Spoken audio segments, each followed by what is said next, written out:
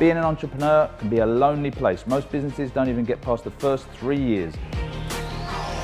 So in this series, we're going to be talking to entrepreneurs that are high-performing or high-performing businesses that can help you with hints, tips and hacks to help you fast-forward your way to success. My name's Burgess. I've got over 20 years experience working as an entrepreneur, building up various different businesses. I've wrote a best-selling book, I speak nationally and internationally at different conferences, and this is Raising Your Game.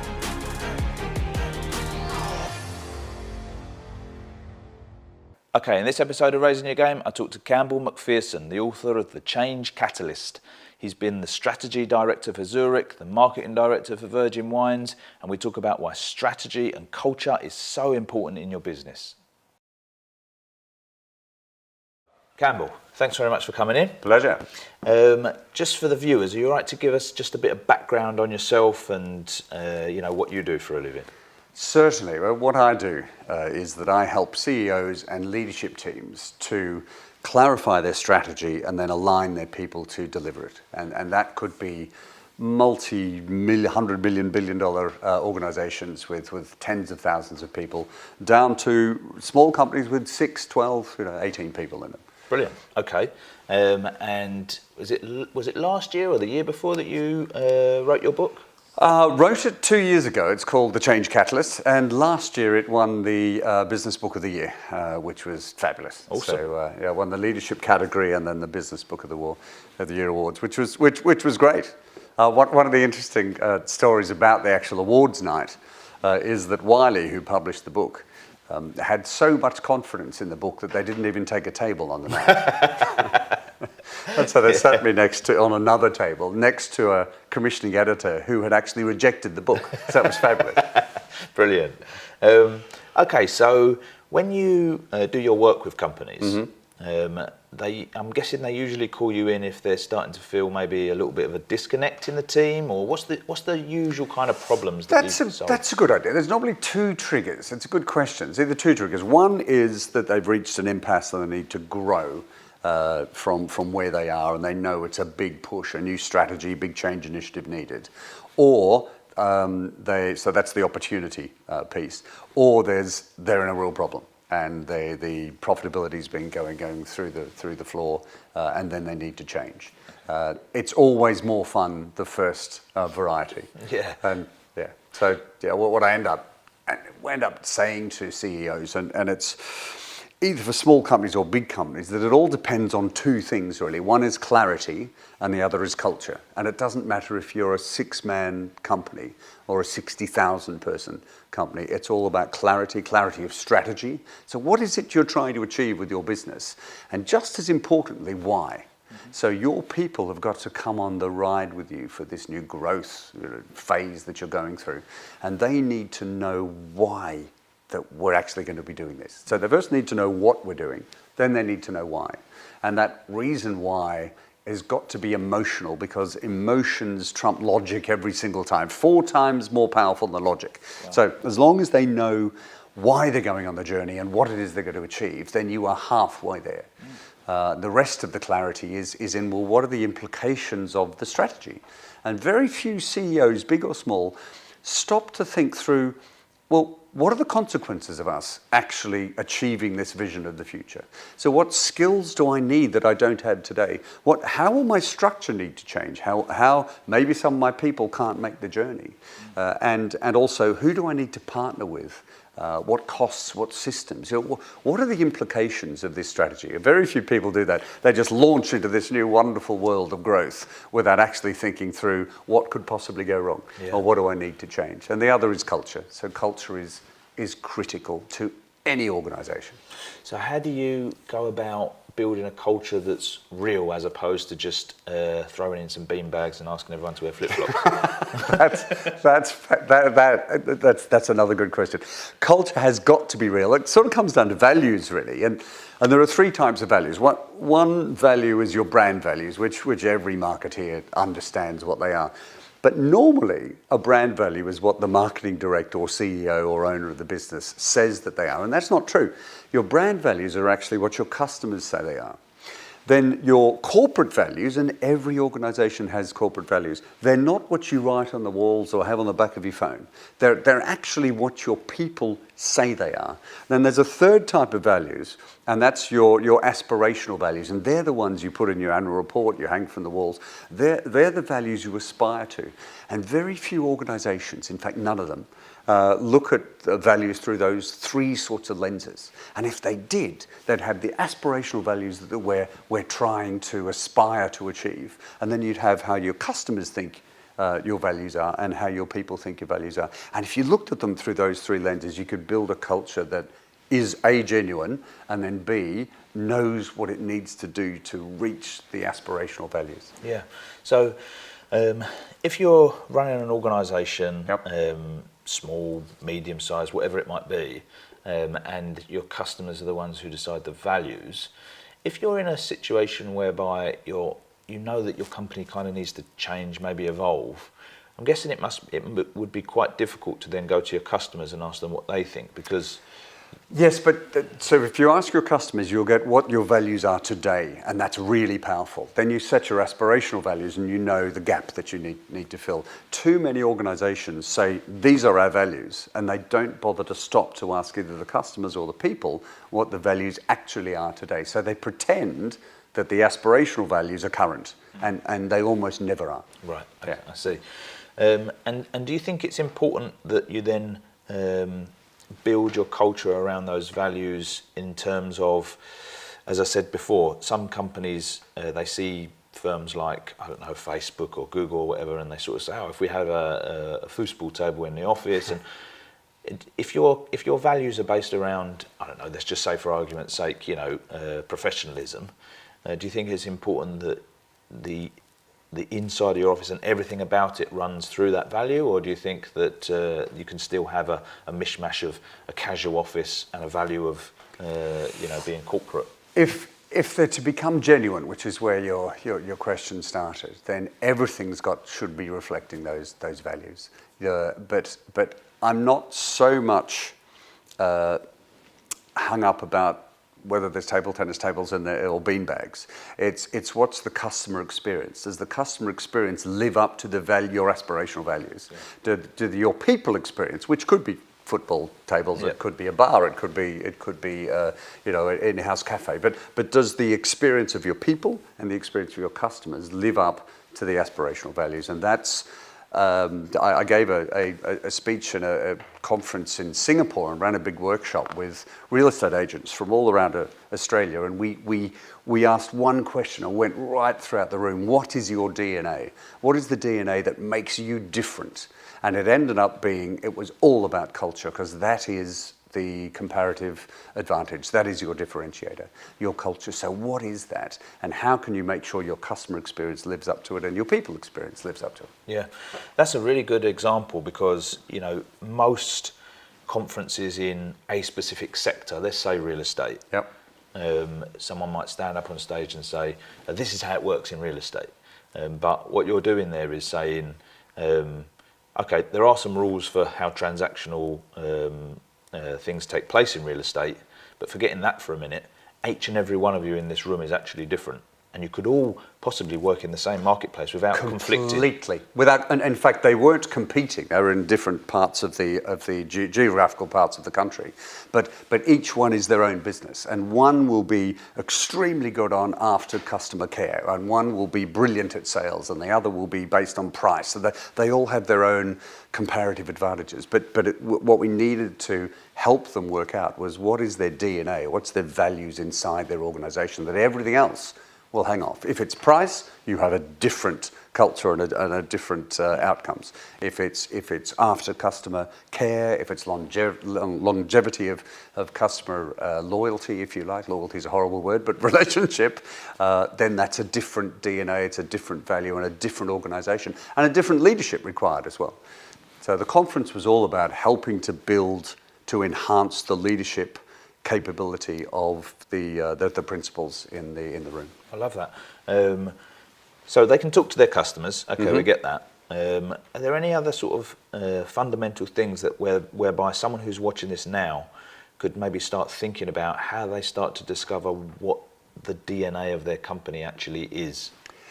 Well, the place to start is to sit in a cold room with a towel over your head and work out what it is you want your business to stand for. And then it's back to sort of, I suppose, what I said, which is ask your customers, ask your people, but do it in a way that you are actually listening. Because too many people listen to reply rather than listen to understand, which is a little bit of it should be written on a Hallmark card somewhere, but it's a good truism. Listen to really understand how your business is seen by its customers and its people and the industry at large, and then work to actually fill the gap as we talked about before. But it's all about your people. In the book and when I talk to clients, I stress that it's only your people that can actually deliver your strategy. So leadership and culture are everything, no matter what size the organization happens to be. It's only your people that can deliver the change that you will want to bring about in your business. Yeah. Okay. So most companies, I guess, if we're talking about small companies, certainly they set up, and the owner themselves works in the business and works really hard to deliver an outstanding service. And I guess naturally has some values that they put in place. Yep. And then gradually it just becomes about targets and sales. So people come on board and they do targets and sales. So are you saying that when you was talking about the emotional side of things versus the logical, is that where you maybe just need people to buy into the emotional vision of the business, as opposed to you need to make 20 sales this month, go for it? Oh, and the owner-operator businesses have a real advantage in that the values that the owner brings to it can then permeate throughout the rest of the organization. And they need to be confident that those values are what they want the company to stand for. I mean, they're in a great position. Once you end up with more than 150 people, values become something that put on walls and they become esoteric or even meaningless. But an owner-operator business, if you're clear about the values that you have, you're in a really good position to make a real difference. And yes, the moment it starts to becoming about sales and targets and everything that is not to do with values, you've started to lose the plot. Now, obviously, we've got to make money. What happens if we don't make a sale? Nothing. So sales are really important, but client relationships are important. People relationships are important. Making sure all those values and cultural building blocks are there in order to then bring about the type of sales that you want. Yeah.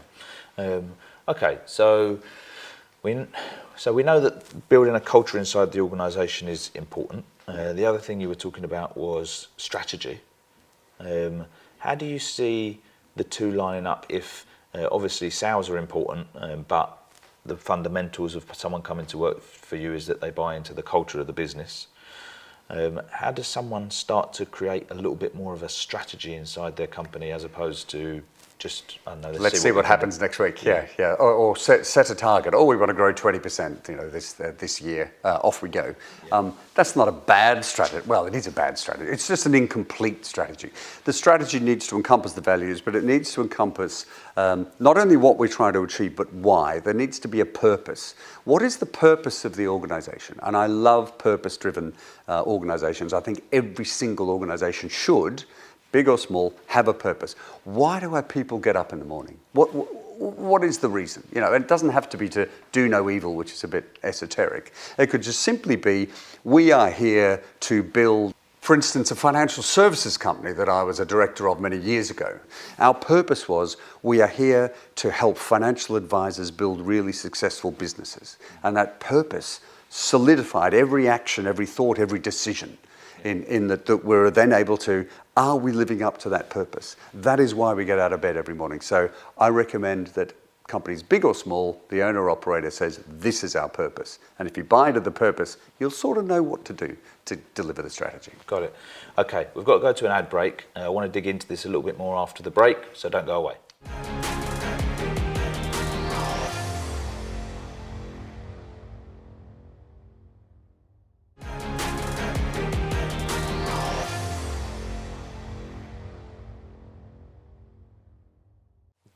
Before the break, we were talking about the change that companies need to make. Companies go through these phases whereby once it was just the owner and they have a small team and slowly it starts to grow and grow and grow. And we were talking about the importance of that. The premise of your book, The Change Catalyst, you go on to talk about how 88% of these changes actually fail. Yes. So why? Well, that's the entire first part of the book. I saw this statistic in a wonderful survey from Bain & Company in 2016.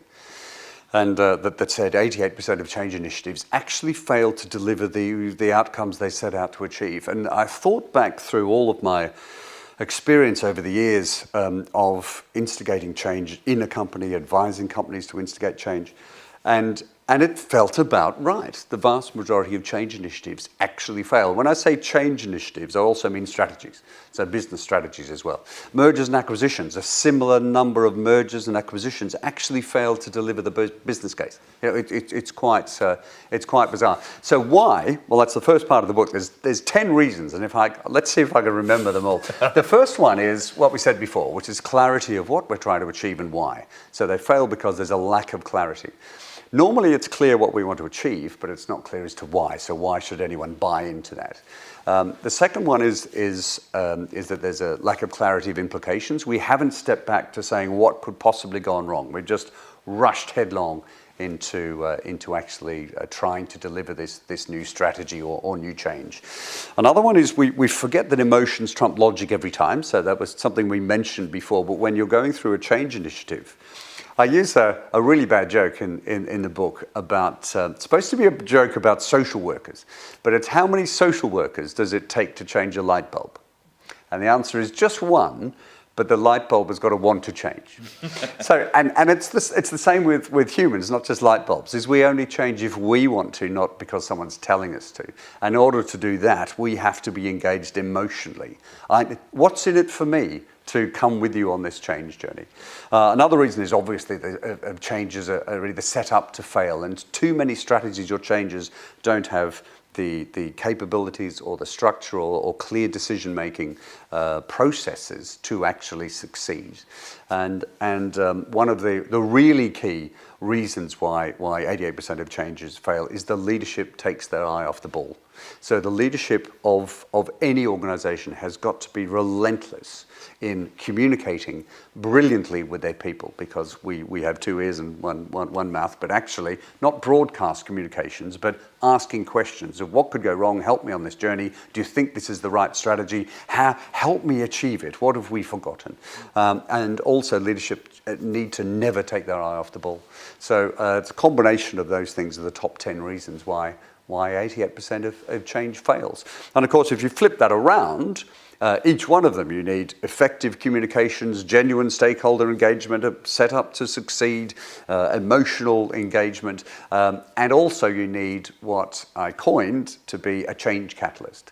And that is that most project managers on big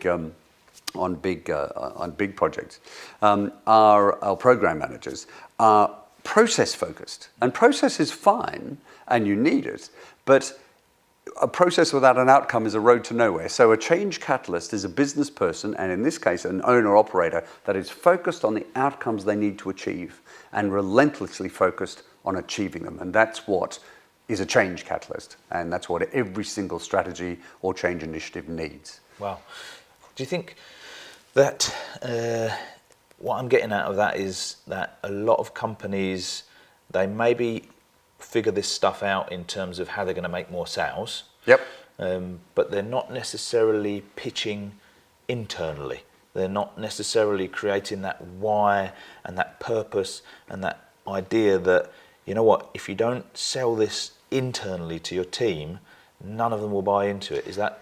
And that's just as important with a small 6 to 10, 20-man, person company than Zurich, where I was the strategy director there for several years. It doesn't matter what size organization. Most companies start with the outside. They go, right, here's our new brand strategy, here's our new marketing strategy, here's the change we're going to deliver, and we'll tell the outside world all about it first.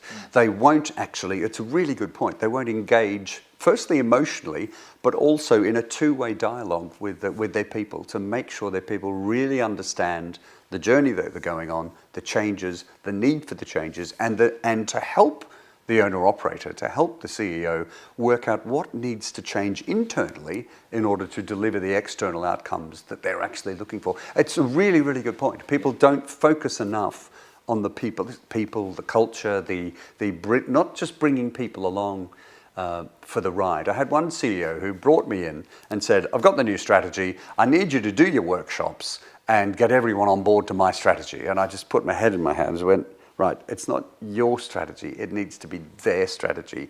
And they're not bringing people along, we're communicating the end goal, the vision, the purpose, and getting their help and actually delivering it. Yeah. And he said, yeah, that's what I meant.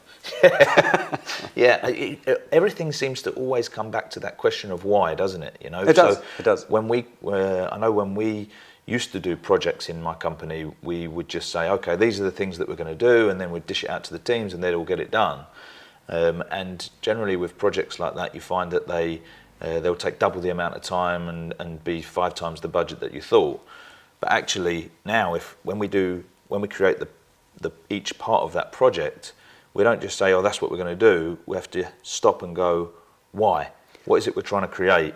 And then suddenly you find the whole project changes. And there's another piece that so many organizations, particularly large ones, forget, and that is build in a pause for reflection. So inertia is one of the key reasons why change fails. So turn that around, is that every big change, particularly anything to do with systems, ends up being like a locomotive running down hurtling down the tracks, and it's almost politically impossible to stand in front of it and say, stop, I'm not sure we need a train anymore.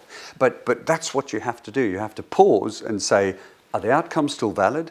What have we learnt over the last few months of doing this project? Should we change direction? Will it cost more? Has the scope creeped? And actually pause for reflection and take the political sting out of the fact is that maybe the best thing is to stop, maybe the best thing is to change direction. So if you've been doing that in your business, that's fantastic. Yeah, I mean, I think a lot of leaders or CEOs or directors that run companies feel like they're supposed to have all the answers. Yep. And they deliver it, and then even when it's not going particularly well, they sort of reinforce that's what they're supposed to be doing, when actually maybe it's easier to take a step back and go, oh, I haven't got any of the answers, but why don't you guys help me with it? But there are a number of reasons why we don't like change. My next book is just finished, actually. It should be out by the end of the year, called The Power to Change, and it's about overcoming the personal barriers to change. And every organizational change is the culmination of individual personal changes. And one of the key reasons for that is the reason that change doesn't work is that a fear of blame. So that CEO that you've just described will have accidentally set up a culture where you can't be seen to think that this new system, this new change is a bad idea. He didn't mean, or she didn't mean to do that at all. It's that locomotive again. It's running down the track, and you can't politically be the person that says we need to stop and rethink this. So the CEO, you need to build this in up front so that it's just a phenomenon that everyone understands happens. It happens with every big systems project, and so that you can actually build in a pause for reflection, and the CEO to go, should we be doing this? Yeah. Really? Yeah. Genuinely, should we be doing this? And if the answer's still yes, fabulous. Keep going, but change direction a little bit. Okay, so we've got a couple of minutes. If there's someone who's watching this, they're running a company and they sort of feel like they definitely need to make change happen, but they're just not really quite sure where to start, where could they start, and what could they actually go away and start implementing tomorrow? Right, the place to start is the same place to end, and in the middle is with your people. So every CEO will have a bit of an inkling on where they need to get to or what they want to do with their business. So it comes back to what you said before, is that you don't have to have all the answers. In fact, you don't have all the answers. And as soon as a CEO says, I've got an idea of the vision where I think this business could go, and uses those very words with their people, help me. How do you think we can get there? What could we be doing? And you've now started to engage them on the journey of building your business 2, 3, 4 times its size, whatever it is that your plan is. So if you can set out a rough vision, it doesn't have to be polished, and then the first place to start is your people, because they are the ones that will take you there. Awesome. Right. So we need to wrap it up. If anyone does want to connect with you, I'm guessing they can find you on. You can, changeandstrategy.com. I'm on LinkedIn, I'm on Facebook and Twitter, all sorts of things. Brilliant. Okay. Thanks very much for coming in. It's been Pleasure. an absolute pleasure. Thank you. All right.